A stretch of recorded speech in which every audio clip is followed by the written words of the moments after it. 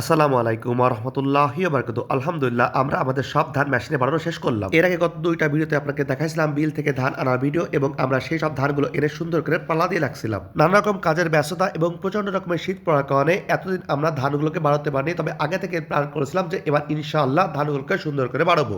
খুব সকাল সকাল আমি আমার ছোট ভাই ঢাকা থেকে আসছিল, সে সহ আমার ২টা ফুফাতো ভাই, আব্বু এবং আমাদের আরো একজন লোক ছিল, তাকে নিয়ে আমরা ধান বাড়ানোর কাজে লেগে গেলাম। শীতের ছুটিতে ছোট ভাইটা বেড়াইতে আসছিল বাড়িতে, তাকেও কাজে লাগাই দিয়েছিলাম। তো মোটামুটি ধান বাড়াতে বাড়তে আমাদের প্রায় সন্ধ্যা হয়ে গেছিল। একটা কথা বলে রাখি, আমরা যে ধানগুলো বাড়াচ্ছি আমাদের এই ধানগুলোর নাম হচ্ছে গুটি সন্না। আমাদের স্থানীয় ভাষায় একে গুটি সন্না বলা হয়। আগে আমরা এই সব জমিতে এই ধানগুলোকে ফুকো কল দিয়ে মাড়াই করতাম। তারও আগে এই সব জমির ধান গরু দিয়ে মাড়াই করা হতো এবং আমাদের উঠানের মাঝখানে একটা খুঁটি ছিল যাকে মেহকুটি বলা হয়। এখনকার ছেলে মেয়েরা হয়তো এটা চিনবেই না।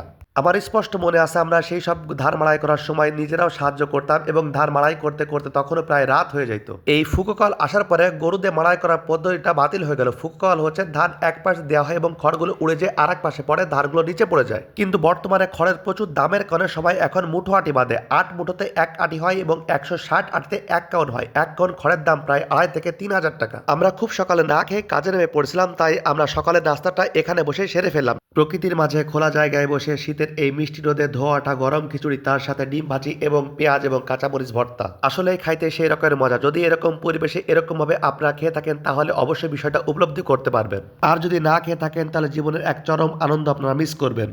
যাই হোক, আপনারা যেটা দেখতে পাচ্ছেন এটা হচ্ছে আমাদের পরের দিনের ভিডিও। আমরা ওই দিন শুধুমাত্র ধানগুলোকে মাড়াই করেছিলাম, পরের দিন আমরা ধানগুলোকে সুন্দর করে উড়িয়ে এবং বস্তাবন্দি করছিলাম।